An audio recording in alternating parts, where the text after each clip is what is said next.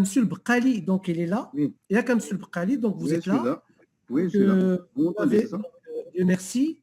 Donc, vous avez choisi comme, vous avez problématisé en quelque sorte votre intervention qui était allouée plus particulièrement au budget. Le Maroc est-il dans l'obligation d'augmenter le budget alloué au ministère de la Santé entre rationalisme, voire empirisme? Vous avez la parole, M. Bqali. Justement, pour répondre à cette question, donc on va on va l'aborder sur deux volets, la raison versus l'expérience. Tout d'abord, permettez-moi de vous faire un petit recul historique pour dire que la santé était pendant l'Antiquité jusqu'au Moyen-Âge une affaire de nobles. Donc, c'était des nobles qui paient leurs médecins. Associés aux nobles, bien sûr, il y avait la catégorie des armées. Donc, la santé, c'est une affaire pour une catégorie sociétale. C'était les nobles, c'était l'armée qui bénéficie en fait des soins de santé. Alors, pour ce qui est du reste du peuple, on a inventé la méthodologie divine, on a inventé Hygie comme déesse de la prévention, Asclépios comme dieu de la guérison. Le reste du peuple n'avait que l'automédication et la prière. La notion de santé publique n'apparaît qu'avec la notion d'État moderne. Parce qu'on a compris que la santé, en fait, c'est un facteur de stabilité politique, un facteur de paix sociale, un facteur de développement socio-économique. Bref, on a compris que la santé devient une nécessité. Donc, on a créé des institutions qu'on les a appelées des ministères de santé avec un budget propre. Tout d'abord, si on considère la raison comme source de réponse à notre question, la raison, déjà, on la voit avec, documenté dans le dessin de Leonardo da Vinci, lorsqu'il a repris l'homme de Vitruve, en considérant que l'homme était le maître de l'univers, était le centre de l'univers. Autrement dit, l'homme, on doit considérer comme un centre d'intérêt pour toute politique étatique. Permettez-moi d'un nouveau néologisme, c'est en fait, on a créé, on poussait l'État, on poussait la société à créer ce que je peux appeler, je ne sais pas ce que j'ai tort, une économie humaine. Donc, il fallait qu'on investisse dans l'être vivant. Justement, parler de cette économie humaine, lorsqu'on compare les dépenses de santé par habitant pour les pays dont le niveau de santé est le plus performant. Par exemple, là, entre la Corée du Sud, c'est pratiquement 3 000 euros et ça grimpe jusqu'à pratiquement 9 000 euros par personne par an.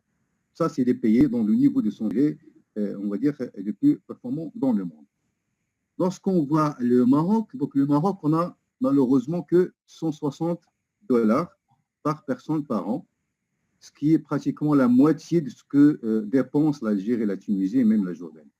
Donc ce chiffre représente à peu près 5,5 du PIB et par rapport au budget général de l'État, donc on a un chiffre de 7,27% de l'ensemble du budget d'État. Donc 7,27% du budget d'État, ce qui représente un peu plus que 18 milliards et demi de dirhams. Paradoxalement, ce chiffre de 7%, on le trouve déjà en 1967. Donc en 1967, le budget de l'État marocain, de santé de l'État marocain, était de 7% par rapport au budget général. Il faut dire qu'après, il y avait une baisse, et après, il s'est stabilisé aux alentours de 4%. On a vécu une augmentation de 5%, et puis il fallait attendre 2019 pour avoir une hausse de 10%, et puis en 2020, une hausse de 14,4%. Mais ce qui est frappant, c'est que même avec 7,27%, le chiffre il est très loin de ce que recommande l'OMS. L'OMS recommande un pourcentage du budget de santé de 12%. Donc, c'est clair qu'on est très loin des normes de l'OMS. Donc, à ceci s'ajoute une pénurie. Lorsqu'on considère, si on considère que l'homme, ce sont eux qui bâtissent les cités et ce n'est pas les murailles, donc, figurez-vous, au Maroc, on n'a que, pour une population de 36 millions d'habitants, on n'a que 38 000 215 médecins et 31 655 paramédicaux, infirmiers et techniciens, ce qui représente un ratio de 10,63 médecins pour 10 000 habitants et 8,8 paramédicaux pour 10 000 habitants. Alors, lorsqu'on va faire une petite comparaison avec les pays dont le niveau socio-économique est proche de nos nôtres, l'Algérie et la Tunisie, ben pour eux, ils ont plus de 12 médecins pour 10 000 habitants. L'écart est flagrant avec la région européenne, ils ont plus en moyenne 32 médecins pour 10 000 habitants. Donc, je rappelle, le Maroc, il n'a que 10,63 pour 10 000 habitants. Alors, qu'est-ce qu'il recommande l'OMS? Il recommande un minimum de 23 personnels de santé. Lorsqu'on dit personnel de santé, ça veut dire médecins, infirmiers et techniciens. Et pour la catégorie des médecins, c'est 15,4 médecins pour 10 000 habitants. Donc, l'écart, il est notable. Cette pénurie, en fait, il est due à une retraite, un départ à la retraite. On constate que déjà, à partir de 2012, on a plus de 1200 départs à la retraite qui sont partiellement compensés. Les postes budgétaires qui ont été ouverts pour l'année 2020, on a 299 médecins premier grade, 460 paramédicales et 520 administratifs et techniciens. Et malheureusement, le concours est toujours reporté à cause du Covid. À la pénurie s'ajoute une mauvaise répartition géographique. Donc, on a le corps médical se concentre dans 3 régions, Kazakhstan, Fès Meknès et Rabassa. En ce qui concerne la capacité litière, ça veut dire le nombre de lits dans les hôpitaux marocains, donc entre public et privé, donc le Maroc dispose de 32 557 lits. Si on fait un ratio par rapport à la population de 36 millions d'habitants, donc on a finalement 9,9 lits pour 10 000 habitants. Alors que la moyenne européenne, il est de 63 lits pour 10 000 habitants. Donc, ça ne nécessite pas une étude comparative. Donc, l'écart, il est monstrueux. Donc, si on revient encore dans l'histoire, en 1960, on avait 16 lits pour 10 000 habitants contre 9,9 lits en 2020. Ben, ça s'explique bien sûr par la population, la croissance démographique. En 1960, la population ne dépassait pas 15 millions, mais aussi ça s'explique par le fait que les autorités publiques n'ont pas pu encourager la croissance du nombre de lits d'hospitalisation à travers le royaume. Maintenant, si on part, puisqu'on parle de pandémie, automatiquement pas de réanimation. Donc, les lits de réanimation soins intensifs. Donc, si on regarde un peu les pays dont le niveau sanitaire performant, par exemple, on prend par exemple le Royaume-Uni, le nombre de lits de réanimation, c'est 6,6 lits de réanimation pour 100 000 habitants. Et ça grimpe jusqu'à atteindre 34,7 lits de réanimation pour 100 000 habitants pour les États-Unis. Donc, au Maroc, on avait 4,5 lits pour 100 000 habitants. Il faut encourager en fait les efforts qui étaient déployés au cours de cette pandémie. Donc, on a pu augmenter ce chiffre à 8,3 lits de réanimation pour 100 000 habitants pour en fait rejoindre ces pays dont la capacité litière des soins intensifs peut accueillir les malades en détresse. Pour ne pas être très pessimiste, on va dire que la santé des Marocains est assez bonne quand même. Donc, on a éradiqué plusieurs maladies infectieuses, je cite la poliomyélite, la variole, la lèpre et tout ça. Le programme de vaccination, le programme d'immunisation, c'est un programme qui est salué par l'OMS. Je veux dire que l'espérance de vie du Marocain est actuellement de 74, la moyenne, je veux dire, de 74,8 ans, alors que 1950, c'était 49 ans. Donc là, c'est un effort qu'il faut saluer. Aussi, on a 2 indicateurs de performance de santé, la mortalité infantile-juvénile et la mortalité maternelle, qui sont abaissés aux alentours de 22,6 pour 1000 naissances vivantes et pour la mortalité maternelle de 72,6 pour 100 000 nouvelles naissances. Tout ceci pour vous dire que quand même les efforts qui ont été déployés par notre pays, donc ça donne des fruits malgré qu'on a des insuffisances.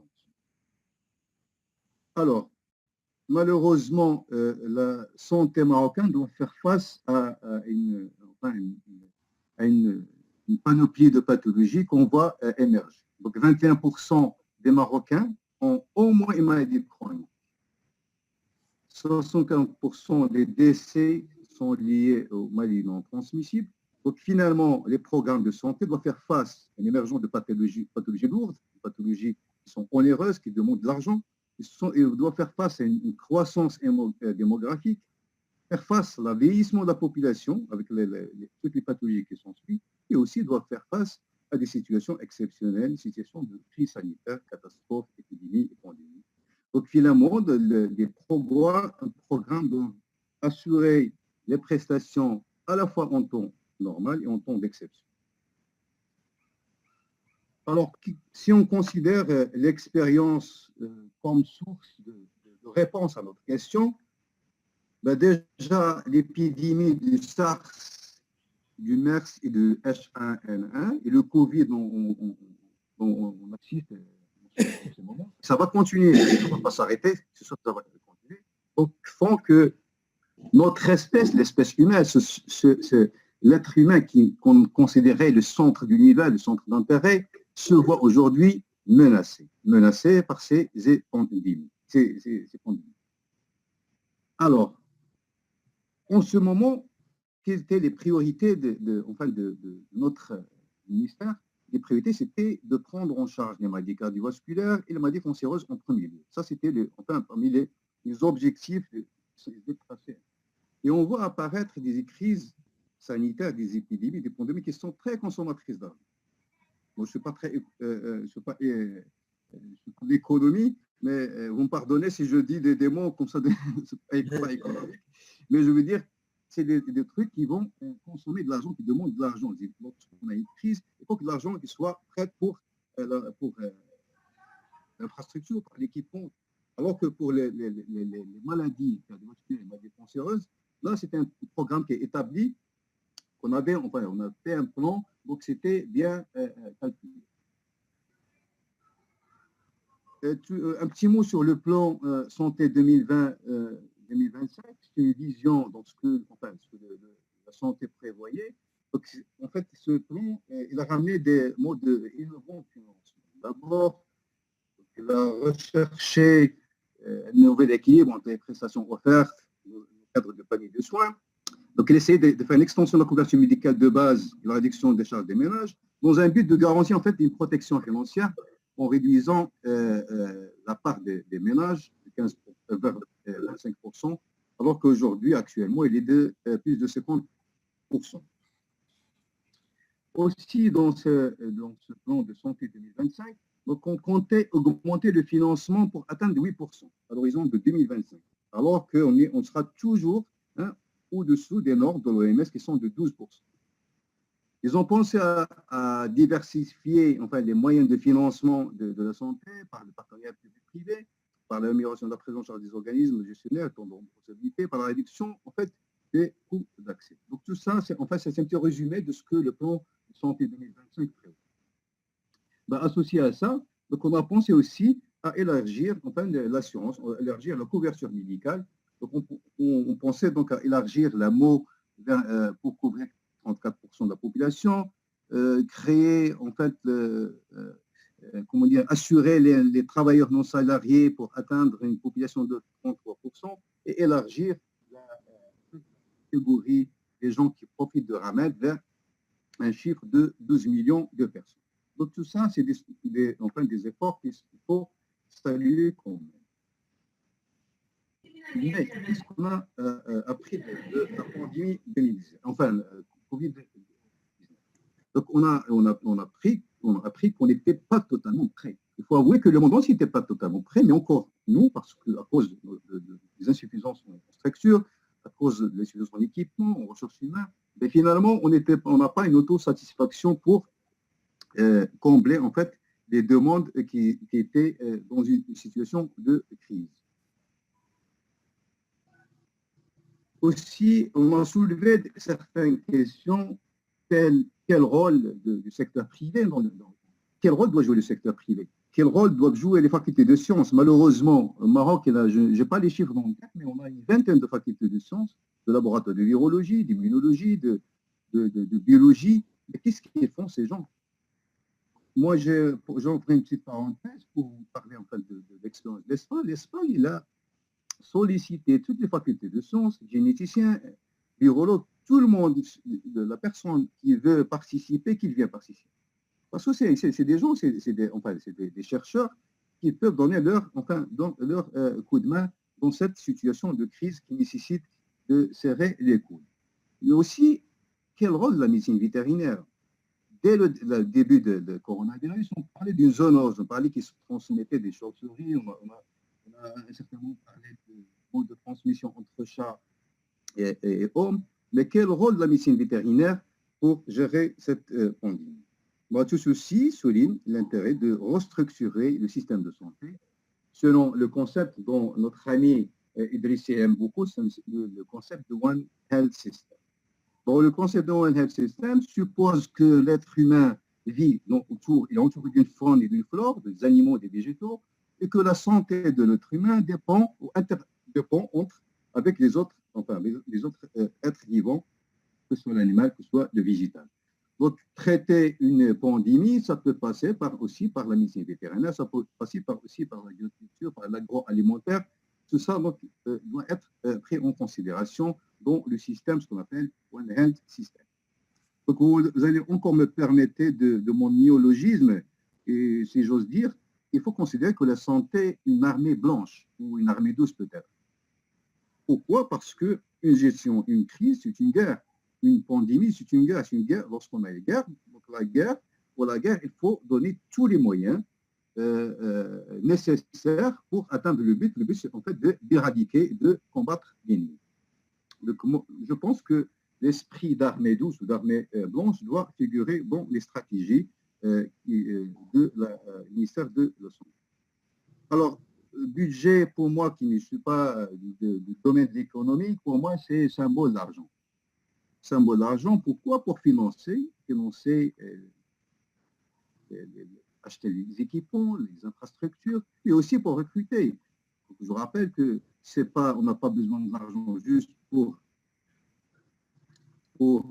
équiper les hôpitaux et créer les hôpitaux, mais aussi on a besoin de postes militaires pour recruter des personnels. Il faut, en fait, il y a une idée qui était, enfin, toujours, même en ces moments, on parle toujours de ça, la santé, l'enseignement, c'est ceux qui sont consommateurs. Cette idée en fait, on doit la transformer en un secteur en fait, de producteur de richesse. Pourquoi?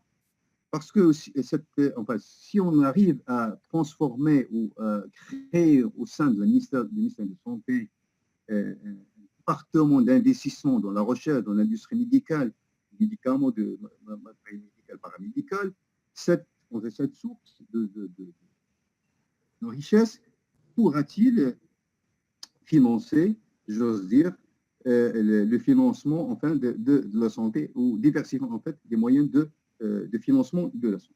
Je reviens encore une fois sur le système One Health System. Le Maroc, il a le potentiel humain. Ce qui manque, c'est juste de fédérer et mutualiser les efforts. Alors, en conclusion, j'allais dire qu'on est toujours au-dessus des normes internationales. Que la raison et l'expérience nous dictent que la santé doit bénéficier d'une augmentation de son budget. Et que le ministère de la Santé doit être considéré, encore une fois un néologisme, comme un ministère de défense sanitaire. Pour qu'un jour, le personnel médical et paramédical pourra paraphraser ou reprendre les propos de César, Béni, Bédi, Béchi, oh, je suis venu, j'ai vécu et j'ai vaincu. Je vous remercie. Merci, professeur Bkali. Franchement, une très belle prestation. Je pense que vous avez dit l'essentiel. Parfois pessimiste, parfois optimiste. C'est ce qu'il faut. C'est ce qu'il faut peut-être. D'accord. Franchement, j'ai appris beaucoup de choses. J'ai appris qu'on est au-dessous, peut-être un peu ce que vous avez dit au niveau de la moyenne. Et peut-être c'est ce qui va nous pousser à réfléchir un peu sur l'avenir. Oui, c'est sûr. Et je vous remercie parce que vous m'avez donné un peu l'occasion de projeter, ou de se projeter dans le deuxième axe. Raya, peut-être ce qui m'a beaucoup attiré dans votre prestation, ce n'est pas des informations quantitatives, mais plutôt qualitatives. Ce qui m'a beaucoup surpris, c'est que dans la santé, le privé travaille plus que le public à Sénagib, je pense. Oui, oui. J'ai rien compris. Il y a parfois, on dit, écoutez, hein, la santé, c'est la mission de l'État. La mission de l'État, le nombre des médecins dans le privé, je pense que l'effort que le secteur privé fournit dépasse de loin peut-être un peu l'effort de l'État. Et ça, je ne sais pas. Bon, peut-être que vous êtes spécialiste en la matière, mais bon, bref.